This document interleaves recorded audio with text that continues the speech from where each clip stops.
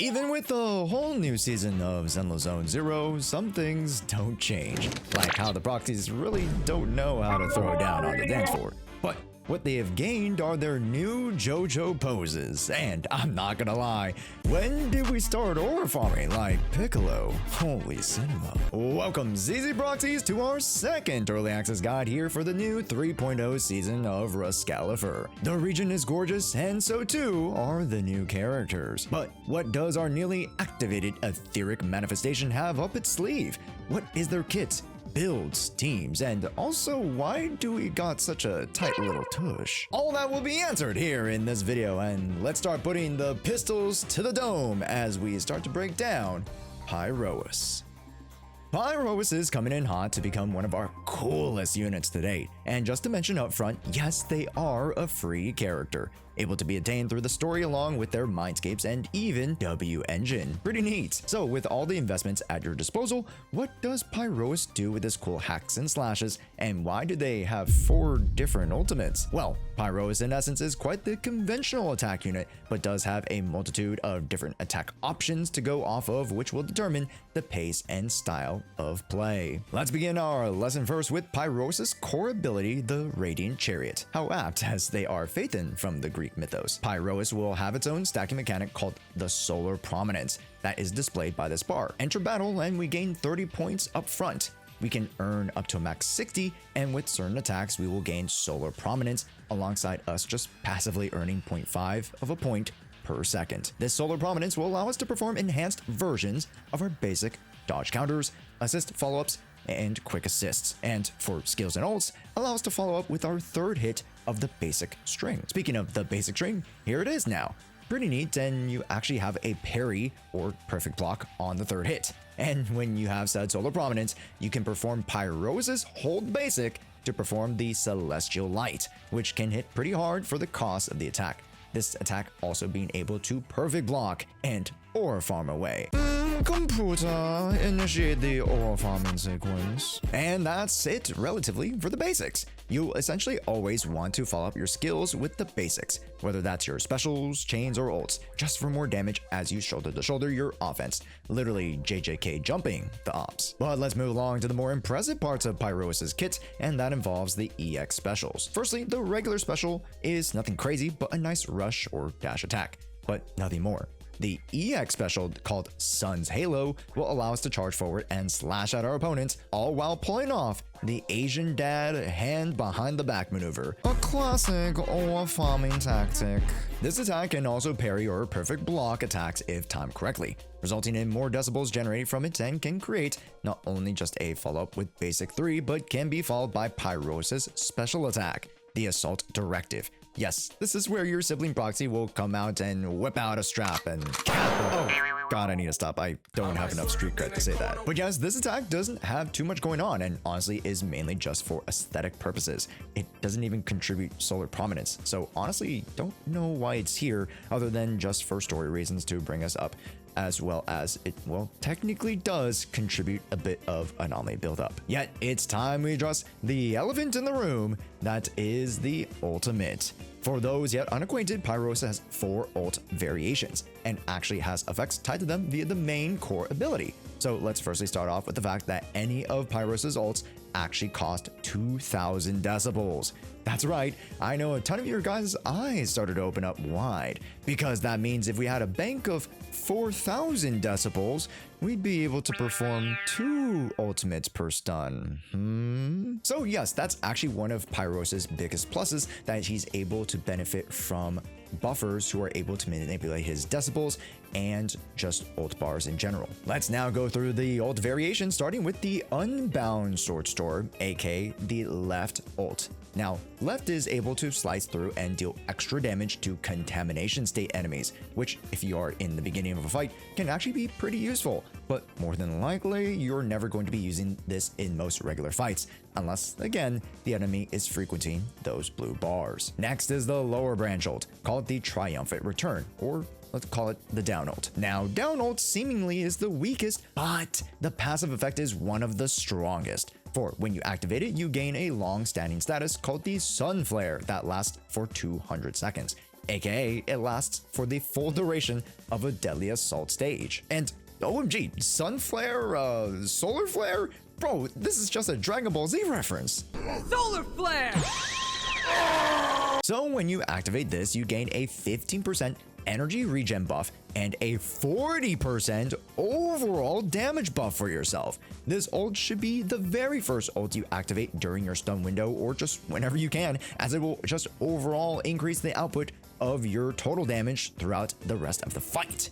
That's how impactful this ultimate passive can be. So when we get to the combo portion, remember, down ult first. Then the more offensive ultimate, starting with the upper branch ult called Total Annihilation. This attack is relatively strong and provides another buff for you, a 40% crit damage buff against stunned enemies lasting 21 seconds. As you can determine here, we're mainly using this buff just for the duration of the stun. So utilizing this at the start of the gray meter will be the best to then follow up with the last ultimate here, the right branch, Eternal Imprisonment. This attack should be your big finisher, and when it contacts enemies in stun, it will pause the stun timer, extend the timer by 3 seconds, and then totalize on the enemies with a 2250% of Pyrois attack at skill level 12.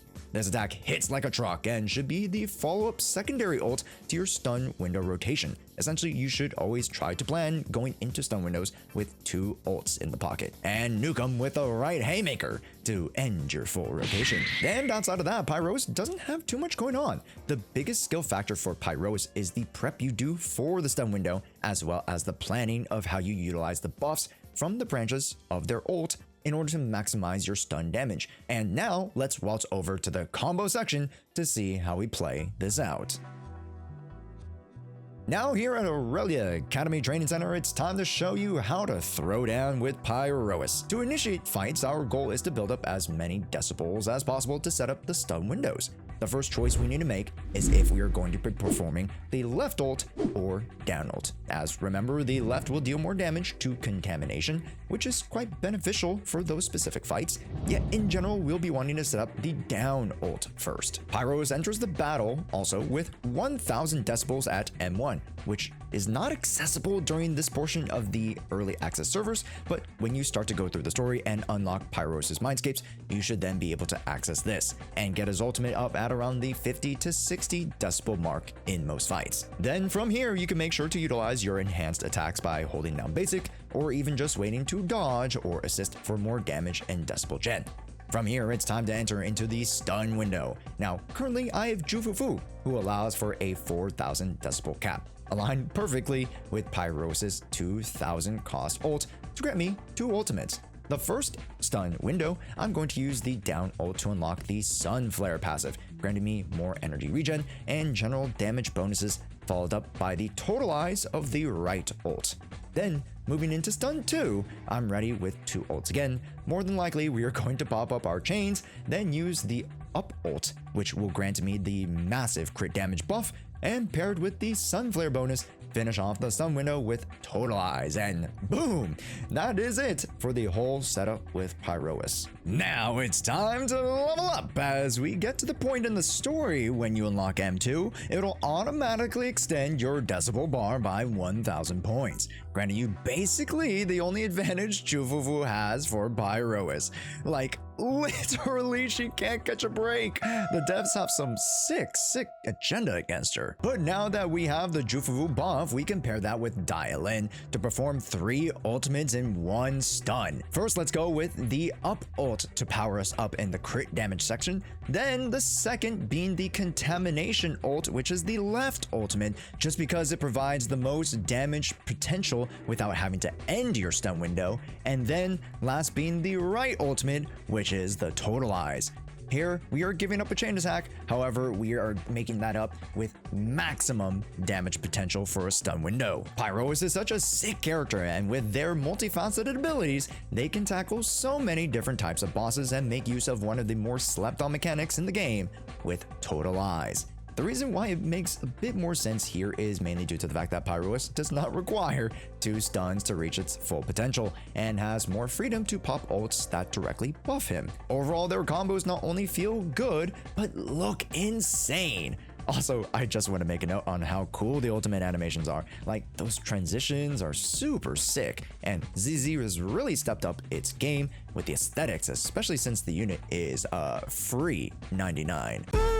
Computer, initiate own farming sequence again, please. But in order for Pyrois to dish out the hurt, they need a strong foundation. Let's head over to the build portion of this guide to learn how to equip Pyrois with gear befitting of an etheric royalty.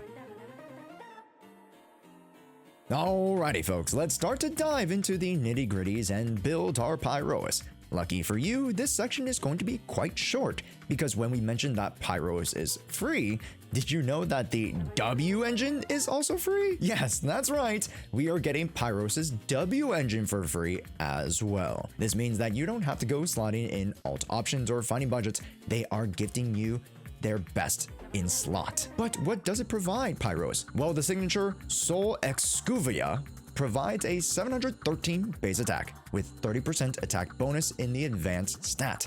We also get 20% crit rate bonus straight up alongside a 16% ether res ignore once you perform an ult, gaining what is known as the Eclipse status, lasting for 45 seconds. In all fairness, this W engine is not the end-all be-all, yet if the W engine overclocks are somewhat accessible, the scaling of the defense ignore might be something insane. If you are wanting to slot in some extra options, consider the Severed Innocence or Riot Suppressor for their crit bonuses, but in reality, sticking with the signature is the best course of action. No need to overcomplicate things. That being said, outside the W engine, we still have to grab drives, and this is where the actual work comes in, as Pyrois is arriving with their own drive disc, called the Sky Ablaze. Let's just call it the Ablaze discs.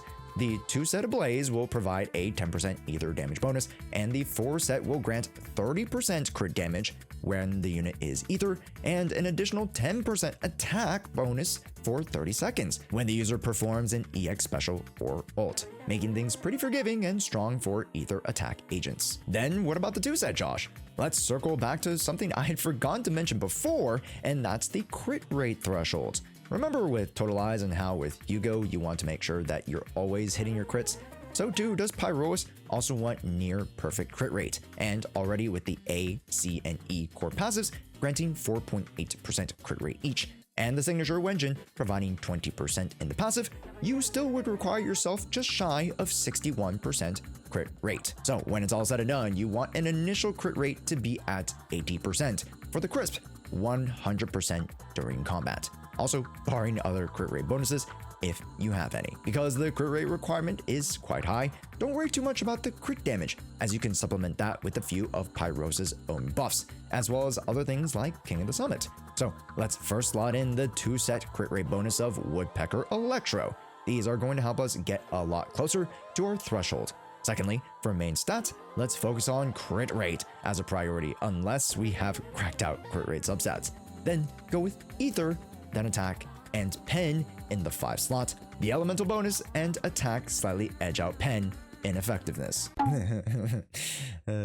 Edge. Then the 6th slot will be our classic attack. And many folks want to see an example build, so here we have a slightly under 35 subset rolled Pyrois with around 3400 attack and a slightly higher 82% crit rate. So here I'm technically over capping, and then 115% crit damage, which if I were to shuffle around and potentially add more substats, I would want to be at 80 and 120 to 135% in crit spreads. And lastly, Pyrois honestly wants all their ability points invested into, but make sure to prioritize the core as the scaling of a bunch of their abilities and ult passives come from it, then focus on the ult, then specials and basics, then assists, and dodges thereafter. If you would like our one-stop shop to Pyrois build, as well as to see some example teams and investment advice, look no further than our infographic guides that you can get on Twitter, Discord, YouTube posts, and more.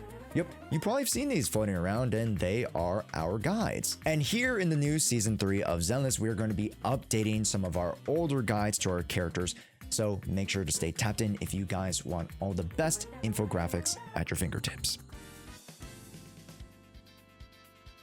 And now let's head over to the team showcases, and it's been a while since we've had a conventional attack unit on our hands. The latest we had are a Void Hunter and a few Rupture units, so let's reel it back to some classic and even new age supporting cast to see how we can help out the proxies. First team comp that we've got to highlight is the Stunner and any support combo. Dialin herself is the go-to and synergizes with Pyrois so well because of her impeccable ability to control your push towards stun, with her being one of the best daze pushers out there and even buffers. It's no question why she is pulled towards Pyrois as well as the plethora of others she is best in slot for. But what if I told you she might not be the best in slot for long? Well, we're going to have to wait for the near future to see what unfolds, but another great stunner substitute here would be the Hood classic, Jshoea. Always coming in either second or third to the better or more synergistic stunners, but here Jshoea has a clear synergy with her ability to provide an extra 1000 decibels to allow for 2 ults during any of Pyroisa's stun windows, and the ability for Pyrois to not only refund their own decibels and basically manage their own ults, but also buff themselves. One thing you've got to know with the Jshoea team is the oversaturation of crit damage. Pyrois is literally pulling a Kylo Ren asking for more, so try to slot in more attack substats if possible to balance out your offensive efforts here. After that, you can even go with your OG triggers and heck, even Chinggis Bingus. And don't forget about the Angel's Core that consists of Non-Gongyu and Suna. I always come back to these two goofy goobers just because they are quite self-sufficient, but also provide the necessary offense and support to push Pyrois to a strong, realized potential. Speaking of Suna, the supports will be easy as the spread of them are basically different flavors of the same cookie or ice cream. Whatever dessert has your fix. Let me know what your favorite dessert is. Mine is boba or bubble tea. Anywho, Suna, as just mentioned, is a great support alongside the conventional catch-all that is Jshoea. Nicole also pairs well as a budget, and you can't go wrong with a Jshoea just for the amazing bonus stats alone. Yet, there is one team comp that I've saved for last that many 2.0 fans have been dying to come back, and that's the double attacker comps. Yup. Either rankering with Seed or Orphe will do you just fine, as the buffs they provide, even though less than that of a conventional buffer, will be made up with their own damage, especially Orphe P. Magnuson.